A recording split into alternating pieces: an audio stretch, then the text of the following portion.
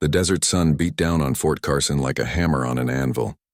Corporal Sarah Mitchell stood at attention in front of her new unit, sweat already forming under her combat uniform. She was 5'4" and 120 pounds soaking wet.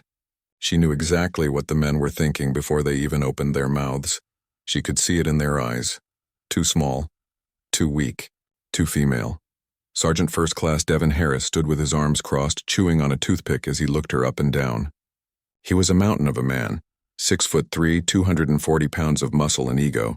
Behind him, 8 other soldiers stood in a loose formation.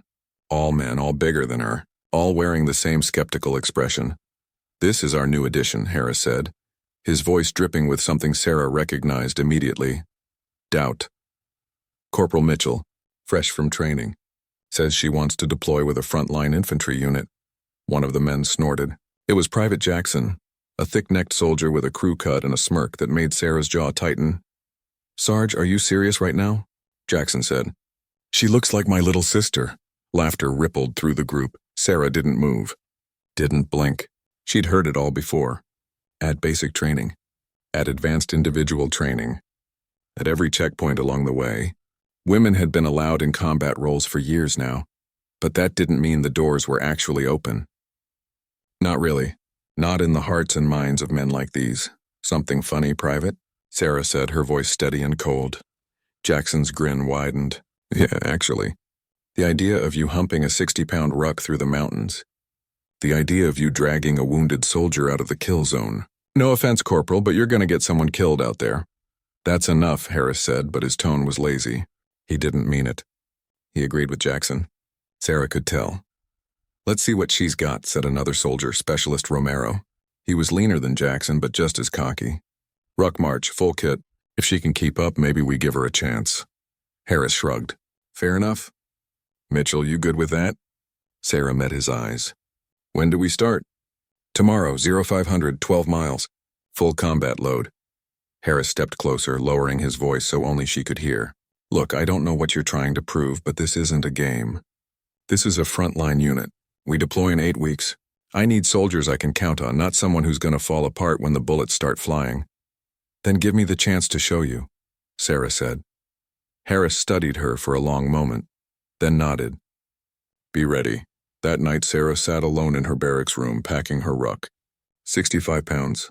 Water, ammo, MREs, medical kit, extra batteries, tools, all the gear an infantryman carried into the field. She'd done this 100 times in training, but tomorrow was different.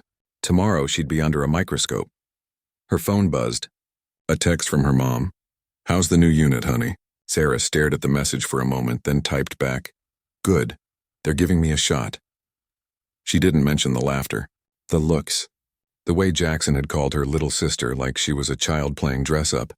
Her mom's reply came fast. "I'm so proud of you." "Your dad would be too." Sarah's throat tightened. Her father had been Army, 22 years. 2 tours in Iraq, 1 in Afghanistan. He'd taught her how to shoot, how to run, how to push through pain.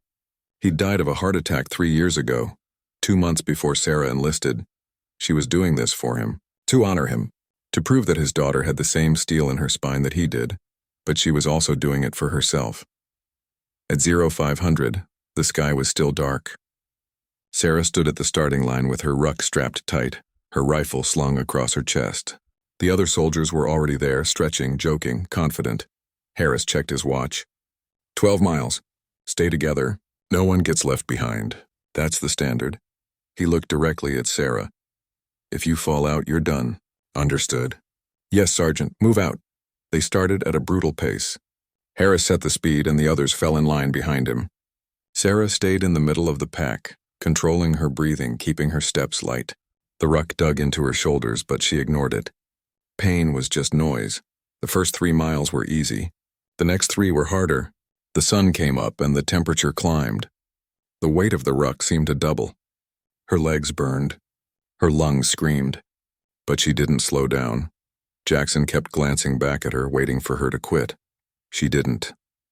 At mile 8, Specialist Romero started to fade.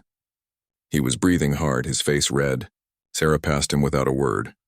At mile 10, Private Davis stumbled and nearly went down. Sarah grabbed his arm and steadied him. "Keep moving," she said. He looked at her in surprise, then nodded. At mile 12, they crossed the finish line. Harris stopped his timer and looked back. Sarah came in 5th out of 10. Not first, but not last. And she wasn't limping, wasn't gasping. She dropped her ruck, rolled her shoulders, and stood at ease. Jackson was bent over, hands on his knees, sucking wind. Harris raised an eyebrow. Not bad, Mitchell, it wasn't praise. But it wasn't mockery either. Thank you, Sergeant. Don't let it go to your head. The ruck march is just the beginning. He turned to address the group. We've got 8 weeks until deployment. I need every one of you sharp. That means PT, range time, squad drills, and combat sims. No weak links. If you can't hack it, say so now. No one spoke. Good. Dismissed. Over the next 6 weeks, Sarah worked harder than she'd ever worked in her life. She ran faster, lifted heavier, shot tighter groups. She studied tactics, memorized call signs, learned the personalities and quirks of every man in her unit. But no matter what she did, she was still an outsider. Jackson still made comments. Romero still rolled his eyes when she spoke up in briefings. Even Harris, who had warmed to her slightly, still watched her like she was a liability. Then, 2 weeks before deployment, everything changed. They were running a live-fire combat simulation. A mock village set up on the far side of the base. The scenario was simple. Clear the village, extract a high-value target, get out. Sarah's team stacked up outside the first building. Harris gave the signal. They breached. Inside chaos. Pop-up targets, smoke, the crack of blanks firing. Sarah moved through the room, clearing corners, calling out contacts. Her heart pounded, but her hands were steady. Then she heard it, a shout, a crash. The sound of something going wrong. She turned and saw Jackson on the ground, clutching his ankle. A training accident? He'd caught his foot on a piece of debris and gone down hard. Man down, Romero yelled. Harris was already moving. Get him up. We don't stop, but Jackson was big. 220 pounds of dead weight. Romero and Davis tried to lift him, but in full kit in the middle of a sim, it was chaos. Sarah didn't hesitate. She slung her rifle, grabbed Jackson under the arms, and hauled him to his feet. Put your weight on me, she said. Jackson's eyes went wide. Mitchell, I'm too... Shut up and move. She half-dragged, half-carried him out of the building and into cover. Her legs screamed. Her back felt like it was going to snap. But she didn't stop. Didn't slow. She got him to the extraction point and lowered him down. Medics rushed in. Jackson stared at her, breathing hard. You just carried me. Yeah, Sarah said, her voice flat. I did. Harris was watching. So was the rest of the unit. No one said a word. But something had shifted. The next morning, Sarah walked into the chow hall and the room went quiet. Not the hostile quiet from before. This was different. This was the kind of quiet that happened when people were reassessing. When they were watching. Waiting. She grabbed a tray and moved through the line. Scrambled eggs, toast, coffee. The same breakfast she'd eaten every day for 6 weeks. But today felt different. She turned to find a seat, expecting to sit alone like she always did. But Davis waved her over. Mitchell. Over here. She hesitated, then walked to the table. Davis, Romero, and 3 other soldiers from the unit sat there. Jackson wasn't with them. He was on light duty for a week because of his ankle. Sarah sat down. For a moment, no one spoke. Then Davis cleared his throat. That was solid yesterday. What you did? Sarah shrugged. It's the job. Yeah, but... Romero leaned back in his chair, arms crossed. Most people would have hesitated. Especially with Jackson. Dude's built like a refrigerator. Dead weight is dead weight, Sarah said. Doesn't matter who it is, Davis grinned. You hear that? She just called Jackson dead weight. Quiet laughter around the table. Not cruel. Not mocking. Just normal. The kind of joke soldiers made about each other. Sarah allowed herself a small smile. Romero nodded slowly. All right, Mitchell. Maybe you're tougher than you look. Maybe, Sarah said. It wasn't a parade. It wasn't a medal ceremony. But it was something. A crack in the wall. A foot in the door, she'd take it. Over the next 2 weeks, the tone shifted. Not completely. Not everywhere. But enough. Harris stopped watching her like she was a ticking time bomb. He started giving her real responsibilities. Point position on patrol drills. Team leader for equipment checks. She wasn't just a placeholder anymore. She was part of the unit. Jackson came back from light duty quieter than before. He didn't apologize. Guys like him never did, but he didn't make comments anymore either. Once, during a ruck run, he fell back to her pace and ran alongside her. "Ankle good?" Sarah asked. "Yeah, Doc cleared me." He was silent for a few strides, then added, "Thanks. For the sim." Sarah kept her eyes forward. "Don't mention it. No, seriously. I gave you a hard time, and you still—" "Jackson." She glanced at him. "We're a team. That's how it works." "You'd do the same for me," he nodded. "Yeah, I would." And she believed him. Deployment day came fast.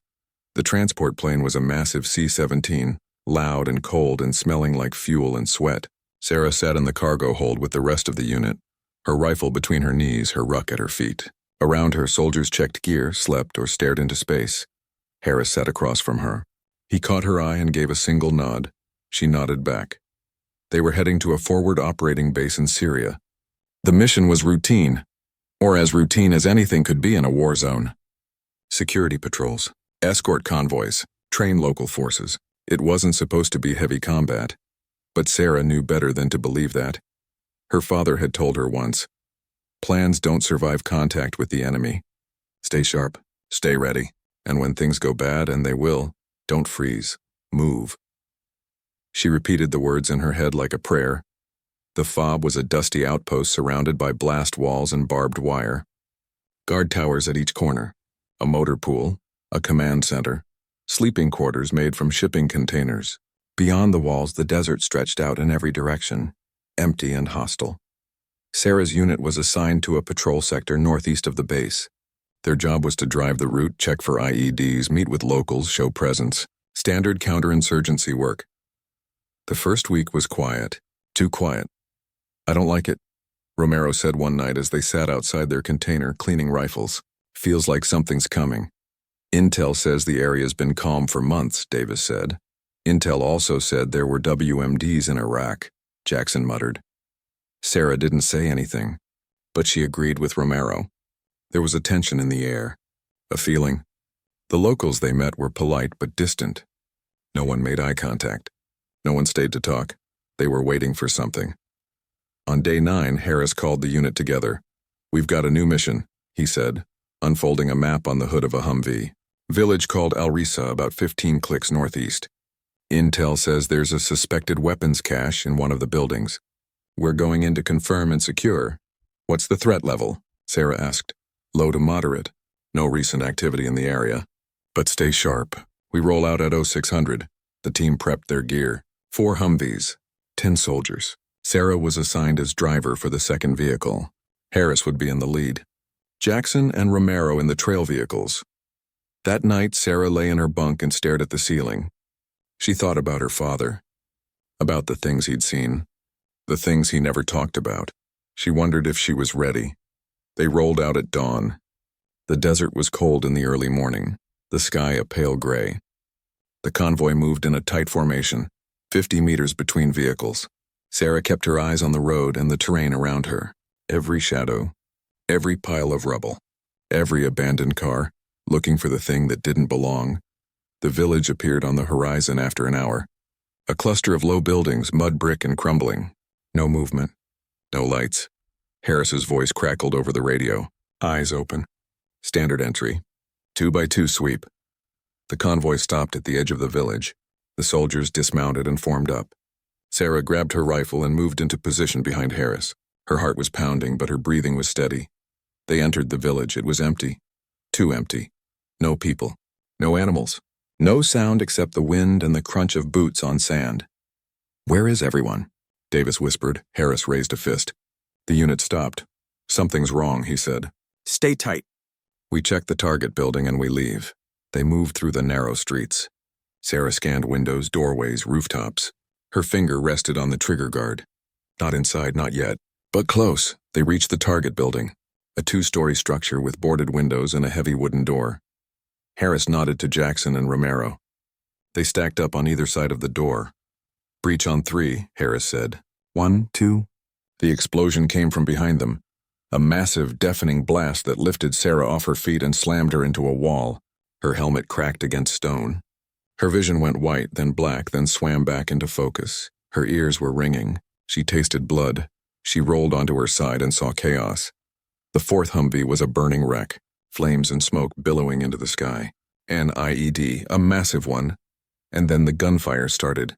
Muzzle flashes from rooftops, from windows, from alleys. The snap and crack of rounds cutting through the air. They'd walked into an ambush. Contact! Contact! Harris was shouting into the radio. We're taking fire from all sides. We need air support now. Sarah forced herself to her feet. Her rifle was still in her hands. She brought it up and started returning fire. Short controlled bursts, just like training. But this wasn't training. This was real.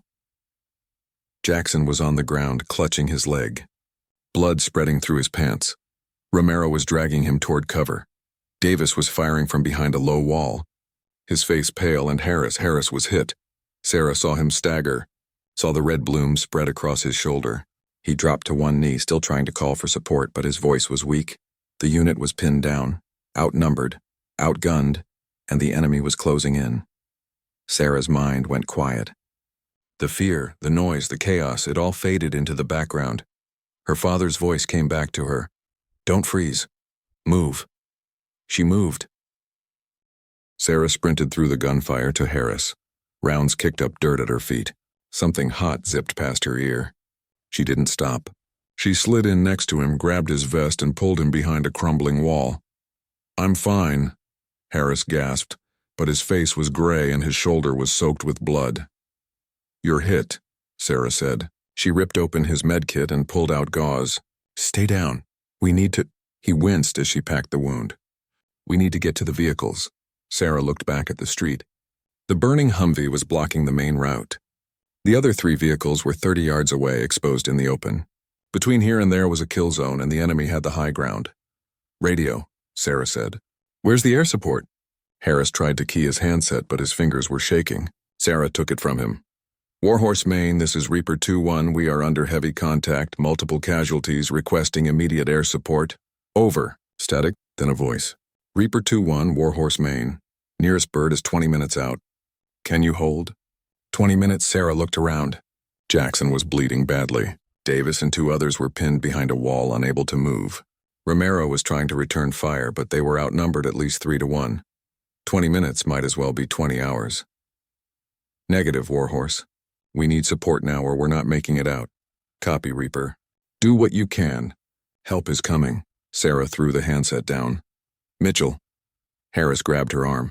His grip was weak. You need to get everyone to the vehicles. Get out of here. Not without you. That's an order, Corporal. Sarah met his eyes. With respect, Sergeant, I'm not leaving anyone behind. She turned and shouted across the street. Romero suppressing fire on my mark. Romero looked at her like she was crazy. What are you doing? Getting us out of here. On 3, light them up. Davis, you too. She didn't wait for confirmation. 1, 2, 3. Romero and Davis opened up, pouring rounds at the rooftops and windows. The enemy ducked for cover. Sarah ran. She crossed the open ground in a dead sprint, legs pumping, lungs burning. Bullets cracked around her, but she didn't think. Didn't hesitate. She reached Jackson and dropped to her knees. Can you walk? I don't think so. His face was twisted in pain. The bullet had gone through his thigh. The bleeding was bad, but not arterial. Not yet. Then I'm carrying you. Mitchell, no, you can't. She grabbed him by his vest straps and hauled him onto her shoulders in a fireman's carry. 220 pounds of muscle and gear. Her knees nearly buckled, but she locked them. Gritted her teeth, and stood covering fire. She screamed. Romero and Davis kept shooting. Sarah ran. Every step was agony. Her legs shook. Her spine felt like it was compressing. The weight of Jackson threatened to drag her down with every stride, but she didn't fall. She made it to the Humvees and dumped Jackson into the backseat of the nearest one. Stay. Down, she said. She turned and ran back. Mitchell, what are you doing? Romero shouted. She didn't answer. She reached Harris, got him to his feet, and looped his good arm over her shoulders. Come on, Sarge, we're moving. You're insane, he muttered. Probably. She half carried, half dragged him across the street. Rounds snapped past them. One hit the wall inches from her head. She felt the sting of stone fragments against her cheek. She didn't stop. She got Harris to the Humvee and shoved him into the front seat. 2 down. Davis. Romero, fall back to the vehicles. Now they moved. Davis first, sprinting low and fast. He made it. Romero was right behind him, and then he went down. Not hit. He'd tripped on rubble, gone sprawling. His rifle skittered across the dirt. The enemy saw it. Muzzle flashes erupted from a second-floor window, stitching the ground toward him. Sarah was already moving. She grabbed Romero's rifle, came up firing. 3-round bursts. Controlled. Accurate. She put rounds through the window until the shooting stopped. Then she grabbed Romero by the back of his vest and pulled him to his feet. Move. Move. They ran together and dove behind the Humvee. Romero was breathing hard, eyes wide. You just saved my life. We're even, Sarah said. She looked around. The rest of the unit was accounted for. Wounded, shaken, but alive. But they weren't out yet. The burning Humvee was still blocking the road. And the enemy was regrouping. We can't go back the way we came, Davis said. They'll shred us. Sarah looked at the map in her mind. The route in. The village layout. There was another road. Narrow, risky, but possible. There's a side street on the east edge of the village, she said. We can loop around and hit the main road a click south. That street's barely wide enough for the Humvees, Romero said. You got a better idea? Silence. Harris lifted his head. His voice was weak but steady. Do it. Mitchell, you take lead vehicle. I'll navigate. Romero, you drive second. Davis third. We stay tight. No stopping, Sarah nodded. Let's move. She climbed into the driver's seat of the lead Humvee. Harris was beside her, pale and bleeding but conscious. Jackson groaned in the back. The engine roared to life. Warhorse Main, Reaper 2-1, we are moving to alternate exfil route, heading south on foot. Negative, in vehicles, over. Copy, Reaper. Air support is 10 minutes out, 10 minutes. They could do 10 minutes, she hoped. Sarah threw the Humvee into gear and punched the gas. The convoy lurched forward, tires spitting sand and gravel. She wrenched the wheel to the right and drove straight into the narrow alley. The walls closed in on both sides. Inches of clearance. The mirrors scraped against stone. Gunfire erupted behind them. Rounds pinged off the armor. Contact rear. Romero's voice over the radio. Keep moving. Sarah shouted back. Don't stop for anything. The alley twisted and turned. Sarah's hands were white-knuckled on the wheel. She kept her foot on the gas, trusting her instincts, trusting the vehicle. They burst out of the alley and onto a wider street. Ahead, the edge of the village. Open desert beyond, almost there. Then she saw them, 2 trucks blocking the road. Armed men positioned behind them. A roadblock, contact front. Sarah yelled, Ram it! Harris said. Sarah didn't hesitate. She aimed for the gap between the trucks and floored it. The Humvee smashed through. Metal shrieked. Glass shattered. The impact threw her forward against the seatbelt. But the vehicle kept going. They were through. The other Humvees followed. Engines roaring, gunners firing. And then they were in the open desert, speeding away from the village.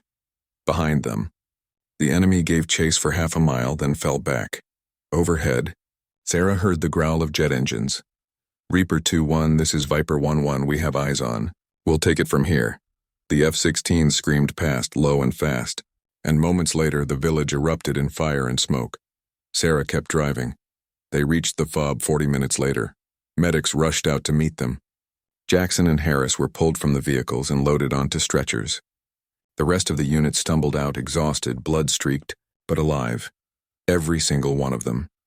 Sarah shut off the engine and sat there for a moment, her hands still gripping the wheel. She was shaking, not from fear, from adrenaline, from exhaustion, from the weight of everything that had just happened. Someone opened her door. It was Romero. Mitchell, you good? She looked at him. Nodded. Yeah, I'm good. You just got us all out of there. We got each other out. He shook his head. No, that was you. You carried Harris. You carried Jackson. You led us through that ambush. He paused. You carried all of us. Sarah climbed out of the Humvee. Her legs felt like jelly, but she forced herself to stand. Davis was there, and the others. They were all looking at her, not with doubt, not with skepticism, with respect. Thank you, Davis said quietly. Sarah nodded. That's what we do. We take care of each other. That night, after the debriefs and the reports and the medical checks, Sarah sat alone outside her container. The desert was quiet now. The stars were sharp and bright overhead. Her phone buzzed, a message from Harris, already out of surgery. You did good today, Mitchell. Real good. I was wrong about you. She stared at the words for a long time, then she typed back. Just doing my job, Sarge. But she knew it was more than that. She'd proven something today. Not just to them, to herself. She was strong enough, brave enough, good enough, and no one would ever call her too weak again. The news spread fast. By the next morning, everyone on the base knew what had happened at Al-Risa. 10 soldiers ambushed, 4 wounded, 0 killed. And the soldier who'd held it all together was a 5'4" corporal who half the unit had written off as too small, too weak, too female. Sarah tried to keep her head down. She didn't want the attention. She'd done her job. That was all. But the attention came anyway. Soldiers she'd never met nodded to her in the chow hall. Officers stopped her to shake her hand. The base commander himself came by to check on the unit. He stood in front of Sarah, a silver-haired colonel with 3 rows of ribbons on his chest. "Corporal Mitchell," he said, "I read the after-action report. What you did out there, getting your team out under fire, carrying wounded soldiers twice your size, that's the kind of courage we pin medals on." Sarah stood at attention. "I was just doing my duty, sir. That's what they all say." The colonel smiled. "But duty doesn't cover half of what you did. Sergeant Harris told me you ran into the kill zone 3 separate times, said you refused to leave anyone behind even when he ordered you to. We're a team, sir. We don't leave people." The colonel studied her for a moment. "Your father was Army, wasn't he?" Sarah blinked, surprised. "Yes, sir. Staff Sergeant Robert Mitchell. He served 22 years, I knew him. Deployed with him in Iraq back in '03. The colonel's expression softened. "He was a good man. A hell of a soldier, and I think he'd be damn proud of you right now." Sarah's throat tightened. She couldn't speak. The colonel nodded. "Carry on, Corporal." He walked away and Sarah stood there blinking back tears. Harris was released from the field hospital 3 days later. His shoulder was bandaged and his arm was in a sling, but he was walking and talking and already trying to get back to duty. He found Sarah in the motor pool, inspecting one of the Humvees that had taken damage in the ambush. "Mitchell," she turned. "Sarge, you should be resting." "I've been resting for 3 days. I'm going stir-crazy." He walked over, moving a little stiffly. "Got a minute?"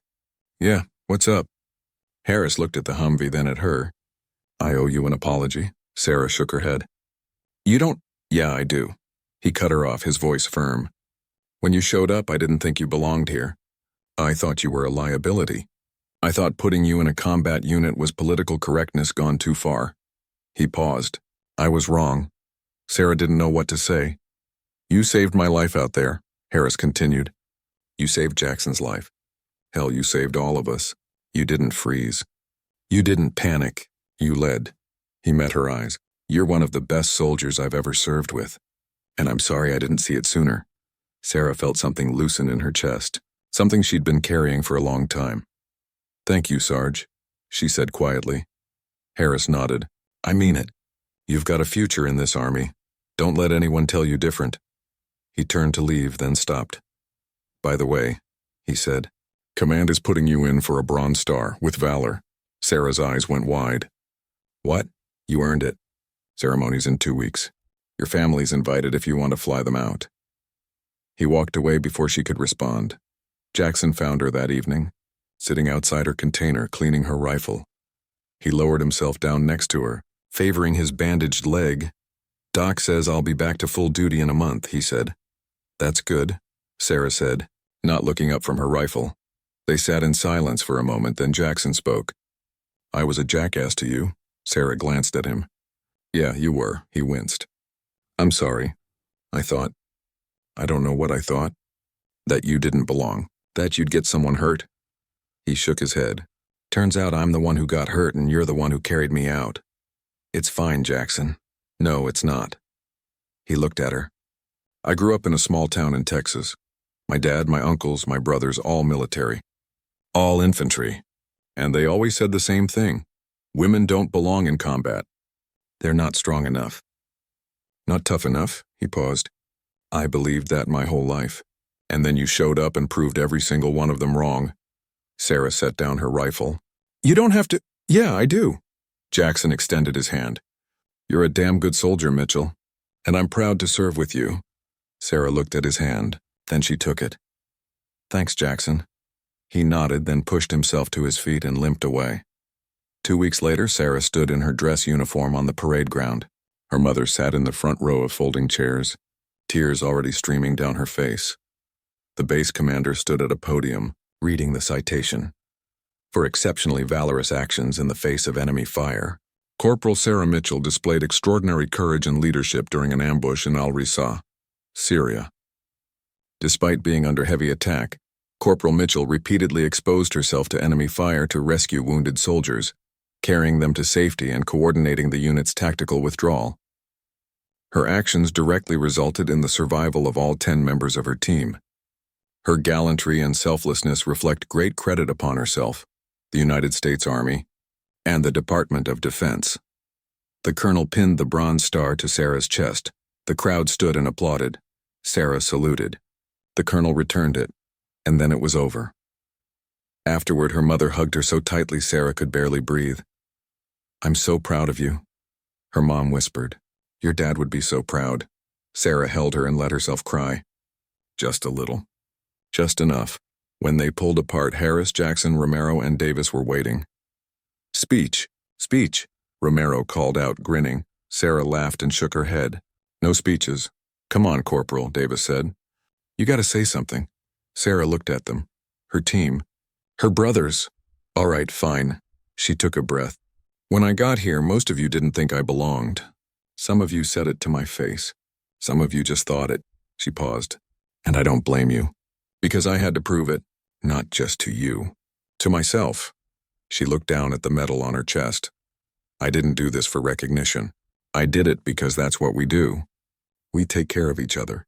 We don't leave anyone behind, and that's not about how big you are or how much you can lift. It's about heart. It's about courage." She met their eyes. "And I learned that from my dad. And I learned it from all of you." Jackson started clapping. Then the others joined in. Sarah smiled. 3 months later, Sarah stood in front of a new group of recruits at Fort Benning. She'd been selected to serve as an instructor at the Army's infantry school. Her job was to train the next generation of soldiers, including women, lots of them. The rules had changed. The doors were opening wider, and Sarah was there to make sure the women who walked through them were ready. She looked at the faces in front of her, young, eager, nervous. Some of the men looked skeptical. She knew that look. "My name is Sergeant Mitchell," she said. Her promotion had come through a month ago, "and I'm going to be your primary instructor for the next 12 weeks. One of the male recruits muttered something to the guy next to him. Sarah heard it. "You got something to say, Private?" The recruit stiffened. "No, Sergeant." "You sure? Because if you got doubts, now's the time to air them." The recruit hesitated, then spoke.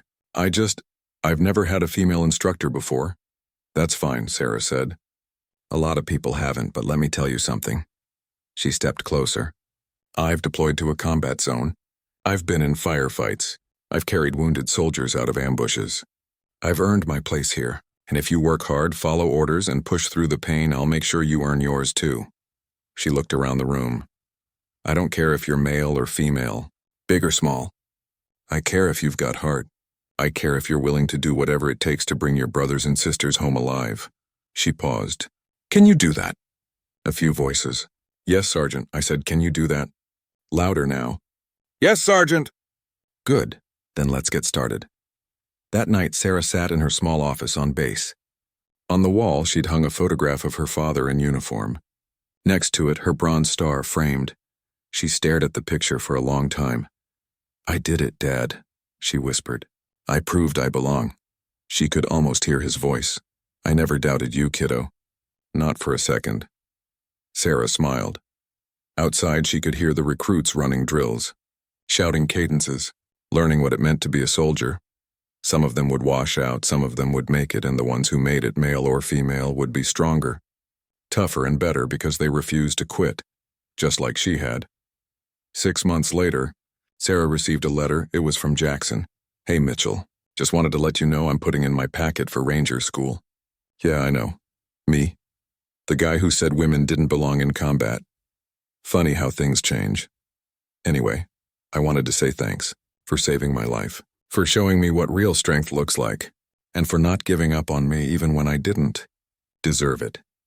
You're the toughest soldier I ever served with. Stay safe out there." Jackson Sarah folded the letter and tucked it into her desk drawer. Then she laced up her boots, grabbed her ruck, and headed out for a run. The sun was just coming up. Painting the sky in shades of gold and red, she ran hard, strong, fast, because she was a soldier, not in spite of being a woman, but because of everything that made her who she was. Her courage, her heart, her refusal to quit.